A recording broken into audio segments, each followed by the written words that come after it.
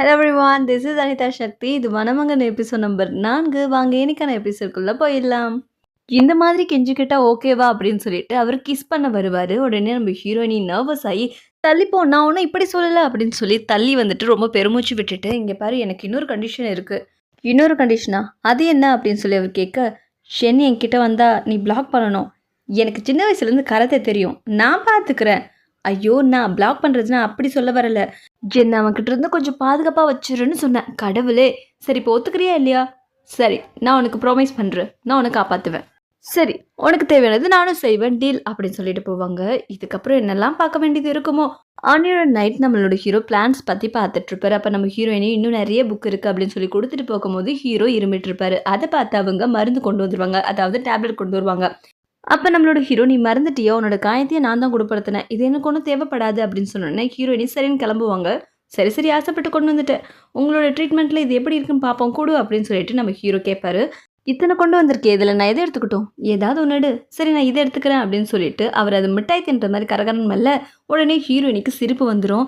இவன் என்ன பண்ணிட்டு இருக்கான், இதை போய் எப்படி சாப்பிட்றான், இதை தண்ணி குடிச்சு முழுங்கணும், அதை முன்னாடியே சொல்ல வேண்டியதானே அப்படின்னு சொல்லிட்டு ஹீரோ தண்ணி குடிச்சிட்டு இருப்பாரு. அடுத்த நாள் அவங்க அப்பா வாங்கி இருக்கிற இடத்துக்கு நம்ம ஹீரோயினி கூப்பிட்டு போவாங்க. இந்த இடத்துல தான் எங்கள் அப்பா ஃபேக்ட்ரி கட்ட போறாரு, இங்கே இலைகள் படுத்திருக்கிற மாதிரி தான் ஓ மரத்துக்கும் பிரச்சனை இருக்குது, இந்த பிரச்சனை கண்டுபிடிச்சா ஓ பிரச்சனை சால்வ் ஆகிடும்னு சொல்லிட்டு இருக்கும் போது அங்கே நிறைய எலும்பு கூட பார்த்துட்டு இங்கே ஏதோ பிரச்சனை இருக்குது, வேணும்னா நீ உங்கள் அப்பா கிட்ட போய் சொல்லு, நான் இங்கே இருக்கிற பிரச்சனை, ஐ மீன் என்னோட பிரச்சனை நான் பார்த்துக்கிறேன்னு ஹீரோ சொன்னதுனால ஹீரோயினி அங்கேருந்து கிளம்பிடுவாங்க. அவங்க கிளினிக்கில் இருக்கும்போது அவங்க தம்பி வந்து உங்ககிட்ட முக்கியமான விஷயம் பேசணும், எதா இருந்தாலும் இப்படி தான் பேசுறியா, உட்காந்து பேசுடா. நான் இப்போ உட்காந்து பேசுறதா முக்கியம், நீ கோமால இருந்தப்போ உன் கூட சுற்றிட்டு இருந்தவன் உனக்கு கிஸ் பண்ணான், உனக்கு தெரியுமா? ஓ அப்படியா, என்ன அப்படியான்னு கேட்குற, அவனை போய் ஒரு ரைடு விடாமல் உட்காந்து அப்படியான்னு கேட்டுட்டு இருக்க. நம்ம ஹீரோயினி அப்படியே மௌனமாக சிரிப்பாங்க. ஆமாம்ல, நான் கேட்குறேன், அவனுக்கு எவ்வளோ தைரியம் தான் எனக்கு கிஸ் பண்ணுவான், நீ நல்லா கேட்கணும். சரி சரி, நான் நல்லா கேட்பேன் அப்படின்னு சொல்லி சிரிச்சுக்கிட்டே போயிடுவாங்க. பக்கம் கடைவீதியில் கண்ண தெரியாத ஒரு பொண்ணு ரோடு கிராஸ் பண்ண போக ஒரு கார் வந்து இடிச்சு பொத்துன்னு விழுந்துருவாங்க. அங்கே இருக்கவங்க எல்லாரும் சுற்றி நின்று தான் பார்ப்பாங்க. அதே இடத்துல நம்ம ஹீரோவும் இருப்பார். ஹீரோ மட்டும் அந்த பொண்ணை தூக்கி உனக்கு என்னாச்சுன்னு கேட்பாரு. என்னோட கால் முட்டி உடஞ்சி போச்சுன்னு சொல்லி அந்த பொண்ணு அழுக, உங்களோட வீடு எங்கே இருக்குது, நான் தூக்கிட்டு போகிறேன்னு சொல்லி ஹீரோவும் காட்டு பகுதியில் இருக்க அந்த பொண்ணோட வீட்டுக்கு தூக்கிட்டு வந்திருப்பாரு. தூக்கிட்டு வந்து விட்டதோடு இல்லாமல் நம்மளோட ஹீரோ அவரோட பவர் யூஸ் பண்ணி அந்த பொண்ணோட காலை சரி பண்ணிட்டு இருப்பாரு. நம்மளோட ஹீரோக்கு அந்த பவர் யூஸ் பண்ணதுனால இப்போ அவரோட எனர்ஜி குறைஞ்சி போயிருக்கும். அப்போ அந்த பொண்ணு தன்னோட கால்களை அசைச்சு பார்த்துட்டு, நீங்கள் என்னோட காலை சரி பண்ணிட்டீங்க அப்படின்னு சொல்லி சந்தோஷப்படுவா. ஒரு பக்கம் நம்ம ஷென்னு அவங்க அப்பாவை காமிப்பாங்க. நீங்கள் வந்து வீட்டுக்கு போய் பொண்ணு கேட்டிங்களா அப்பா? நான் போனப்ப அவன் வீட்டில் இல்லைடா. என்னது, வீட்டில் இல்லையா? அதுக்கு நீ எதுக்கு இவ்வளோ ஷாக் ஆகுற? நீ ஒரு போலீஸ் ஆஃபீஸர், நீ உன்னோட வேலையில் ஃபோக்கஸ் பண்ணணும், இது மட்டும் உன்னோட வேலை இல்லை. நான் சொல்கிறது உனக்கு புரியுது இல்லை? ஆ புரியுதுப்பா. என்னத்தை புரியுதோ போ அப்படின்னு சொல்லி அவர் அங்கேருந்து போயிடுவார். உங்கள் அப்பா சொல்கிறது சரிதானே கசின், அதை நீ எனக்கு சொல்லாத. இங்கே பார், நான் ஒரு விஷயம் சொல்கிறேன், அதை அப்படியே செய் அப்படின்னு சொல்லிட்டு அவரோட காதில் கிசு கிசுன்னு ஒரு விஷயத்த சொல்லி முடிச்சிருவார். இந்த பொண்ணு எனக்கு உதவி செஞ்சதுக்கு ரொம்ப நன்றி, டீ குடிங்க அப்படின்னு சொல்லிட்டு தடவி எடுக்கும் போது நம்ம ஹீரோ கைகளை அசைச்சு அவங்களுக்கு கண்ணு தெரியாததை கன்ஃபார்ம் பண்ணிப்பார். உன்னோட கண்ணுக்கு என்னாச்சு? என் அம்மா சாகும்போது என் கண்ணு போனது தான், அதோட திரும்ப வரல. இந்த வீட்டில் இப்போ தனியாவா இருக்கேன்? இல்லை இல்லை, என் அண்ணன் ஒருத்தர் இருக்கான், எப்போ பார்த்தாலும் ஏதாவது தப்பு பண்ணிட்டு ஜெயிலில் போய் உட்காந்துப்பான். இப்போ அவன் அங்கே தான் இருக்கான், நான் மட்டும்தான் இங்கே இருக்கேன். சரி, நீ ஒன்றும் கவலைப்படாத, உன் கண்ணை நான் சரி பார்க்குறேன். நீங்கள் எப்படி? நான் ஒரு டாக்டர், தாராளமாக உன் கண்ணை என்கிட்ட காமிக்கலாம் அப்படின்னு சொல்லிட்டு அவர் ஒரு மந்திர பவர் மறுபடியும் யூஸ் பண்ணி அந்த பொண்ணோட கண்ணுக்குள்ளே என்ன பிரச்சனைன்னு கண்டுபிடிப்பார். அதை பார்த்ததும் இது அந்த அளவுக்கு மோசமாக இல்லை, அது சீக்கிரமே சரி பண்ணக்கூடியது தான். ஆனால் இப்போ உனக்கு என்னால் ட்ரீட் பண்ண முடியாது, நான் நாளைக்கு வந்து பண்ணுறேன், நான் கிளினிக்கில் தான் இருப்பேன், ஏதாவதுன்னா எனக்கு சொல்லு அப்படின்னு சொல்லுவார். அவங்களும் தேங்க்யூ சொல்லுவாங்க. ஒரு பக்கம், தலைவா நீ ஜெயிலேருந்து எப்படி வந்த? நாம் ஷென்னு தான் விட்டார், அவர் சொன்ன வேலையை முடிச்சு கொடுத்தா தாண்டா பர்மனெண்ட்டாக வெளில இருக்க முடியும். தலைவா நீ சொன்ன ஆடு அதை வருது பாரு, அதைத்தானே அவர் போட்டு தர சொன்னார் சென்னு அப்படின்னு சொல்லி ஹீரோவை கை காட்ட, எனக்கு தெரிஞ்சு இவனாக தான் இருப்பான்.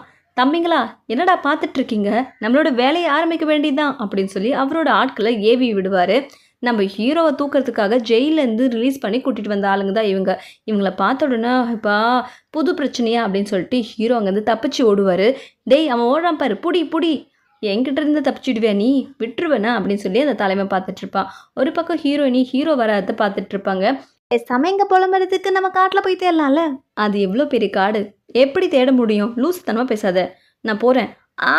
நீ போகக்கூடாது, என் கூட வா, நான் கூட்டிகிட்டு போகிறேன் அப்படின்னு சொல்லி முடிய பிடிச்சி அந்த குட்டி ஜந்து இழுத்துட்டு போயிடும். ஒரு பக்கம் அந்த கும்பலும் போலீஸ்காரும் மீட் பண்ணிப்பாங்க. யோ போலீஸே, நீ சொன்னாலே என்கிட்ட மாட்டிக்கிட்டாயா? இவ எதுக்கு இங்க வந்தா அப்படின்னு சொல்லிட்டு அதே நேரத்துல ஹீரோயினையும் பார்த்துருவாரு. என்னடா இது? இந்த பொண்ணு உனக்கு இடைஞ்சலா இருக்கா? சொல்லு போலீஸு. அவளையும் சேர்த்து ஒரே கல்ல 2 மாங்காவா போட்டு தள்ளிடுறேன். ஏய்! நான் அவளுக்காக தான் அவனையே போட்டு தள்ள சொன்னேன். அவ மேல கை வச்ச அவ்வளோதான் நீயி. ஓ! அப்படியா விஷயம்? எனக்கு நல்லா புரிஞ்சிருச்சு. இங்க பாரு நான் போய் அவள டீஸ் பண்ற மாரி டீஸ் பண்றோம். நீ வந்து காப்பாத்து. Good idea. சரி, சரி வாய பார்க்காம சீக்கிரம் ஓடியாங்க வாங்க. அப்ப நம்மளோட ஹீரோயினி தேடும்போது, இவ எதுக்கு இங்க வந்தா? ஏய்! ஆ நீ எதுக்கு இங்க வந்த? நீ இங்க என்ன பண்ற? உன்ன யார் இங்க வர சொன்னா? உன்ன காணோன்னு அந்த குட்டி ஜந்து. ஹேய்! இருக்கியா இல்லையா? வெளில வா. முதல்ல நீ வா அப்படின்னு சொல்லி இழுத்துட்டு போறத பார்த்த போலீஸு, ஐயோயோ! என் ஆள் கைய புடிச்சு இழுத்துட்டு போறான்யா. ஏதாச்சும் பண்ணியா? ஏதாவது பண்ணு. ஏய்! தம்பிங்க மட்டும் என் பின்னாடியே வாங்கடா! அப்படின்னு சொல்லிட்டு போலீஸ்காரன் நிப்பாட்டிட்டு அவனுங்க மட்டும் ஓடுவானுங்க. கும்பலும் துரத்த ஹீரோ, ஹீரோயின் ஓடுவாங்க. ஒரு கட்டத்துக்கு மேல ஓட முடியாது. இவங்க சரவுண்ட் பண்ணிருவாங்க. ஆமா, அந்த பொண்ண நீ மட்டும் தான் தூக்கிட்டு ஓடுவியா என்ன? நாங்களும் கொஞ்சம் அந்த பூவ பறிச்சுக்கிறோமே. தள்ளு. இங்க பாருடா, மரியாதையா சொல்லிட்டேன். இவ மேல ஒருத்தரோட கையாச்சு பட்டுச்சு அப்படின்னா, உன் மேல பட்டா தப்பு இல்லையா? சரி, அப்படின்னா இவனை போட்டு தள்ளுங்கடா முதல்ல அப்படின்னோடனே சண்டை ஆரம்பமாயிடும். நம்மளோட ஹீரோ அவரோட மந்திர பவர் யூஸ் பண்ணுவாரு. ஹீரோயினி அதெல்லாம் பார்த்துட்டு இருக்க மாட்டாங்க. காரணம் அவங்களுமே சண்டை போட்டுட்டு இருப்பாங்க. ஒரு கட்டத்துல அந்த வில்லன் துப்பாக்கியில சுட அந்த குண்டு நம்ம ஹீரோ மேல பட்டு பறந்து போய் மலையிலேருந்து கீழே விழுந்துருவாரு. ஐயோ! விழுந்துட்டானா? நீ அந்த நேரத்துல வழக்கமான போலீஸ் செய்யறத அவரும் செய்வாரு. துப்பாக்கியில சுட்டு என்னடா பண்றீங்க அப்படின்னு சொல்லி சவுண்டு விட்ட உடனே, ஐயோ! போலீஸ்டா ஓடுங்க ஓடுங்கன்னு சொல்லி ஓடிடுவாங்க. ஹீரோனி அழுதுட்டே இருப்பாங்க. அவன் விழுந்துட்டான். ஐயோ! ரொம்ப ஆழமாச்சே. நீ ஓகே தானே? முதல்ல அவனை எப்படியாச்சும் காப்பாத்து. இவ்ளோ அடி ஆழத்துலேருந்து இப்போதைக்கு காப்பாற்ற முடியாது. அப்புறம் பார்க்கலாம் ப்ளீஸ். இந்த பக்கம் கீழே ஹீரோவை காமிப்பாங்க. ஹீரோ அவரோட காயத்தை மந்திர பவர் யூஸ் பண்ணி போக வச்சிருவாரு. சுற்றி முற்றி பார்த்தா அவர் பாறையில் விழுந்திருப்பாரு. இங்கேருந்து மேலே போகணும். ஸோ மறுபடியும் அவரோட மந்திர பவர் யூஸ் பண்ணி கீழேருந்து மேலே ஒரு கொடி போகிற மாதிரி ஸ்ட்ராங்கான கொடி போகிற மாதிரி செஞ்சு அதை பிடிச்சிக்கிட்டே மேலே ஏறி வந்து பார்த்தா அங்கே ஒரு மாநாடும் இருக்காது. எல்லாரும் போயிட்டாங்களா? அப்பா அவ அப்படின்னு சொல்லி அவர் அங்கேருந்து கிளம்பிடுவார். ஹீரோயினை காப்பாத்துனதுக்காக ஹீரோயினோட அப்பா ஷின்னோட அப்பாவுக்கு நன்றி சொல்லிட்டு இருப்பாரு. இது அவனோட டியூட்டி தானே, இதுக்கு நீங்கள் நன்றி சொல்ல வேண்டிய அவசியம் இல்லை. அப்புறம் ஒரு முக்கியமான விஷயம், என்னோட நிலத்துல நீங்கள் ஃபேக்ட்ரி கட்ட போகிறதா கேட்டிங்களே, என்னோட முன்னோர்கள் சமாதியை நாங்கள் அகற்றிட்டோம், அதுக்கான சைன் தான் அப்படின்னு சொல்லி அவர் அந்த பத்தத்தை நீட்டு, ரொம்ப நன்றி, இதுக்கு நான் என்ன கைமாறு செய்ய போகிறேன்னு தெரியல. நம்ம ஃப்ரெண்ட்ஸ் தானே, பரவாயில்ல விடுங்க, நான் கிளம்புறேன். சரி வாசல் வரைக்கும் விட்டுட்டு வந்துடுறேனே அப்படின்னு சொல்லி விட்டுட்டு வரும்போது ஹீரோ வருவார். உனக்கு என்னப்பா ஆச்சு? நீ ஆல்ரைட்? அந்த இடத்துல நீங்கள் ஃபேக்ட்ரி கட்டாதீங்க, உங்களுக்கு நல்லதில்லை.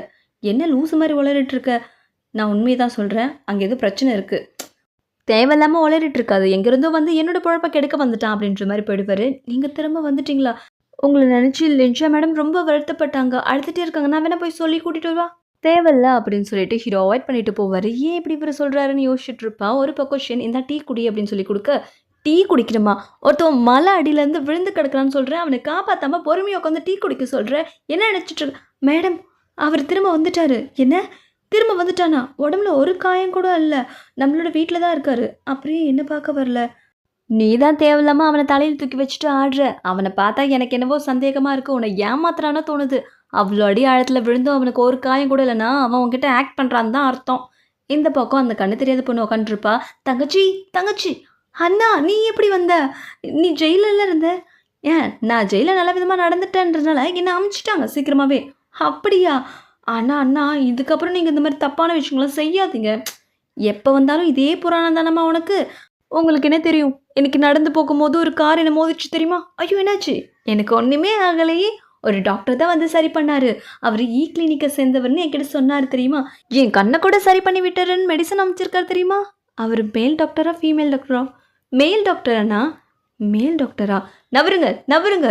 என் ஆன்ட்டிக்கு தப்பான மெடிசன் கொடுத்து அவங்க காலை ஹோஸ்டா இப்படி கொண்டு வந்து விட்டுட்டீங்க. மரியாதையை என் ஆன்ட்டியோட காலை சரி பண்ணல, உங்கள் கிளினிக்கை அடித்து நொறுக்கிடுவேன். என்ன பேசுகிறீங்க? நீங்கள் ஆயில்மெண்ட்டை சரியாக பூச்சிருக்க மாட்டீங்க. எங்கள் மேலே குறைய சொல்கிறீங்களா? இல்லைங்க, நான் சொல்ல வரது தயவு செஞ்சு கேளுங்க. நீங்கள் என்ன சொன்னாலும் என்னால் கேட்க முடியாது. இப்போ மட்டும் என் ஆன்ட்டி கால் சரியாகலை, இந்த இடமே இங்கே தரமட்டமாயிடும். அதே நேரத்தில் லேபில் நம்ம ஹீரோ நிற்கிறத பார்த்து நம்ம ஹீரோயினி, நீ எப்படி வந்த? என்கிட்ட ஏன் சொல்லவே இல்லை? என் வீட்டிலே இருந்துக்கிட்டு என்கிட்ட இருந்தே ஒளிஞ்சிட்டு இருக்கியா அப்படின்னு சொல்லி கையில் ஒரு அடி அடிப்பாங்க. அப்போ அவர் எந்த ரியாக்ஷனுமே கொடுக்காதனால, உன் கையில் எந்த அடியுமே படலையா அப்படின்னு சொல்லி கையை இழுத்து பார்ப்பாங்க. எந்த அடியுமே இல்லையா அப்படின்னு சொல்லி ஒரு மாதிரி பார்ப்பாங்க. உடனே நம்ம ஹீரோ, அது என்ன பார்வை? இப்போ என்னத்துக்கு நீ அப்படி என்னை பார்க்குற? நான் மேலேருந்து விழுந்தேன், ஒரு கொடி பிடிச்சிட்டு வந்துட்டேன், அவ்வளோதான். அவ்வளோதானா? ஏன் உனக்கு என்ன சந்தேகமாக இருக்குது? இல்லை, அந்த ராபர் கூட்டம் உன் ஆளுங்களும் எனக்கு சந்தேகமாக இருக்குது. எப்படி ஒரு டர்ட்டியான மைண்ட் உனக்கு? பின்ன அவனுங்க கிட்ட இருந்து என்னை காப்பாற்றினா நான் உனக்கு கடன்படுவேன் தானே? சரிம்மா, அடுத்த வாட்டி அவனுங்களே வந்து தொட்டுக்க உன்னை விட்டுடுறேன், ஓகேவா? உனக்கு எவ்வளோ தைரியம்? அது சரி, நான் கோமாவில் இருக்கும்போது என்னை கிஸ் பண்ண ஆள் தானே நீ? செருப்பல் அடிக்க, இந்த கதையை உன்ட்ட யார் சொன்னது? அந்த மாதிரி ஆளா நான்? ஆ, என்னை பார்த்தா அப்படியே தெரியுது? ஆமாம், உன்னை பார்த்தா அப்படிப்பட்ட ஆள் மாதிரி தான் தெரியுது. ஏன் லின்ஷா, நீ இங்கே தான் இருக்கியா? அங்கே ஒரு பெரிய பிரச்சனை கூட வா. என்ன பிரச்சனை? நீங்கள் ஒன்றும் கவலைப்படாதீங்க ஆண்டி, உங்களுக்கு ஒன்றும் ஆகாது அப்படின்னு சொல்லிட்டு இருக்கும்போதே ஹீரோயினி வந்து செக் பண்ணிவிட்டு இது ரொம்ப ஆழமாக போயிடுச்சு, கால் எடுக்க வேண்டியது வரும்னு சொல்லுவாங்க. எது? கால் எடுக்க வேண்டியது வருமா? தப்பான ட்ரீட்மெண்ட் கொடுத்துட்டு காலை எடுப்பீங்களா நீங்கள்? எடுத்தீங்கன்னா அவ்வளோதான். எது, என் கால் எடுக்க போகிறீங்களா?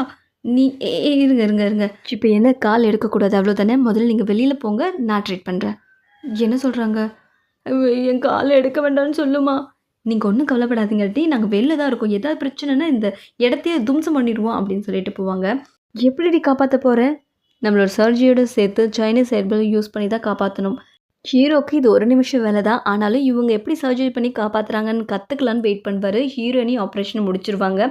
சொந்தக்காரங்க வெளியில் வெயிட் பண்ணிட்டு இருப்பாங்க இல்லையா, ஒரு 5 நாள் ரெஸ்ட் எடுக்கணும், சில ஹெர்பல்ஸ் கொடுத்தா சரியாயிடும், அவங்கள போய் பார்க்கலாம் அப்படின்னு சொல்லியிருப்பாங்க. உண்மையாவா? இங்கே பாருங்கள், நீங்கள் சொல்கிறது மட்டும் பொய்யா இருந்துச்சு, அடுத்த நாள் இந்த கிளினிக்கே நீங்கள் ஓப்பன் பண்ண முடியாது அப்படின்னு சொல்லிட்டு போவாங்க. இதை பார்த்து நம்மளோட ஃப்ரெண்டு, நீ எவ்வளோ உதவி செஞ்சுருக்க, கொஞ்சம் கூட நன்றியில் பார்த்தியா? சரி விடு, உயிரை காப்பாற்ற வேண்டியது நம்மளோட டியூட்டி. நான் சொன்ன ஹெர்பலெல்லாம் மலைப்பகுதியில் இருக்க அசிஸ்டண்டோட அப்பா கிட்ட போய் வாங்கிட்டு வந்துடு அப்படின்னு சொல்லிடுவாங்க. நீ ஒன்றும் கவலைப்படாத, நான் இவனை கூட்டிகிட்டு போகிறேன்னு சொல்லிட்டு நம்ம ஹீரோவை தான் கூட்டிகிட்டு வந்திருப்பாங்க. அப்போ அவங்க காலில் அடிச்சுனதான் அடிபட்டுரும், அவர் காலெல்லாம் பிடிச்சி விட்டுட்ருப்பாரு. அப்போ ஒரு மூலிகையை கசக்கி போட, பரவாயில்லையா உனக்கு இதை பற்றியெல்லாம் தெரியுமா அப்படின்னு சொல்லி கேட்பாங்க. சின்ன வயசில் ஹெர்பல்ஸ் பற்றி எனக்கு கொஞ்சம் இன்ட்ரெஸ்ட் இருக்குது, அதனால தான் இதை கற்றுக்கவே நான் வந்தேன், பிளானட்ஸ்னால் எனக்கு ரொம்ப பிடிக்கும் அப்படின்னு சொல்லிட்டு காலை பிடிச்சி விட்டுருப்பாரு. அப்போ ஃப்ரெண்ட் வச்சுக்கன்னு வாங்காமல் பார்க்க, உனக்கு ஏதாவது உடம்பு சரியில்லையா? இல்லை இல்லை, எனக்கு எந்த பிரச்சனையும் இல்லை, மழை பெய்யுதுல அதான் குளிருது, என்னோட ஜாக்கெட்டை யூஸ் பண்ணிக்கோ, ரொம்ப நன்றி. அது சரி, நீயும் அவளும் ஏன் எப்போ பார்த்தாலும் சண்டை போட்டுகிட்டே இருக்கீங்க? அவள் என்னை பிடிச்ச தலைவலி, அவள் உன்னை விரும்புகிறான்னு நினைக்கிறேன். எனக்கும் அது தெரியும். அந்த நேரம் பார்த்து ஒரு குளவி பறந்து வரும், சீனு ஓட்டிட்டு, மழை வரதுனால தான் இது அதிகமாக இங்கே பார்க்க முடியுது போல் அப்படின்னு சொல்லிட்டு கிளம்பிடுவாங்க. உங்கள் பொண்ணு அவன் பின்னாடி சுற்றிட்டு இருக்கா மாஸ்டர். ஓ அப்படியா, நீ தொடர்ந்து அவனை வாட்ச் பண்ணிகிட்டே இரு அப்படின்னு சொல்லிட்டு அசிஸ்டன்ட் நம்ம ஹீரோயினை பற்றி அவங்க அப்பா கிட்ட கம்ப்ளைண்ட் பண்ணிட்டு இருப்பாரு. இன்னொரு பக்கம் நம்மளோட ஃப்ரெண்டு கிளினிக் வந்து சேர்ந்துருவா. நீ சொன்ன மெடிசனெல்லாம் நான் வாங்கிட்டேன் அப்படின்னு சொல்லி அவர் பேரை சொன்னதும், அந்த பேர் நம்ம அசிஸ்டண்ட்டோட அப்பா தான். என்னோட அப்பா வந்துட்டாரா, நான் இப்பயே போய் என் அப்பாவை பார்த்துட்டு வந்துட்டு போகிறேன், இன்னைக்கு எனக்கு லீவ் கிடைக்குமா? இன்றைக்கி வேண்டாம், நீ நாளைக்கு போ, நிறைய வேலை இருக்குல்ல. சரி அப்படின்னு சொல்லிட்டு போயிடுவான். அதுக்கப்புறம் 5 நாள் கழித்து ஹெர்பலெல்லாம் யூஸ் பண்ணதுக்கப்புறம் அந்த லேடிக்கு தானாகவே குணமாக ஆரம்பிச்சிரும். என்னால் தானே நடக்க முடியுது. இந்த கிரெடிட்டெல்லாம் இவளுக்கு தான் சேரும். உண்மைதான், நல்லா ட்ரீட் பண்ணியிருக்கா. இப்போ தெரியுதா மாடல் மெடிசனை பற்றி? லின்ஷா, ஓ இவனும் இங்கே தானே இருக்கான், ஓசி சூரை தின்னுக்கிட்டு இங்கே செட்டில் ஆகிட்டீங்க போலியே. ஏன் உனக்கு எங்கேயாவது எரியுதா அப்படின்னு சொல்லி ஹீரோயின் இழுத்து தோல் மேலே கை போட்டு பேசுவார். என்ன இவன்? அதை பார்த்தோன்னே ஷென்னுக்கு எரிய ஆரம்பிச்சிடும். அவளை இங்கே விடு அப்படின்னு சொல்லி இவரும் எடுத்து தோல் மேலே கை போடுவார். முதல்ல 2 பேரும் என்னை விடுறீங்களா ப்ளீஸ்? தள்ளுங்க மேடம், என் ஆன்ட்டியை காப்பாற்றினதுக்கு என்னால் முடிஞ்ச ரிவார்டு. என் கிராமத்தில் இந்த மாதிரி நிறைய பேர் இருக்காங்க, நான் உங்ககிட்ட நடந்துக்கிட்டதுக்காக மன்னிப்பு கேட்டுக்கிறேன். கண்டிப்பாக என்னோட கிராமத்தாளுங்க உங்ககிட்ட ட்ரீட்மெண்ட் பார்த்துப்பாங்க, ரொம்ப நன்றிங்க அப்படின்னு சொல்லி கூட்டிகிட்டு போவாங்க. ரிவார்ட்ரி வெளியில் மாட்டலாமே. நான் மாட்டுறேன், இல்லை நான் மாட்டுறேன், இல்லை நான் தான் மாட்டுவேன். முதல்ல 2 பேரும் சண்டை போடுறதை நிறுத்துங்க, நீங்கள் யாரும் மாட்ட தேவையில்ல அப்படின்னு சொல்லி ஹீரோயினி பிடிச்சிப்பாங்க. அதோட இந்த எபிசோட் முடியுது. அடுத்த எபிசோடில் சந்திக்கிறேன்.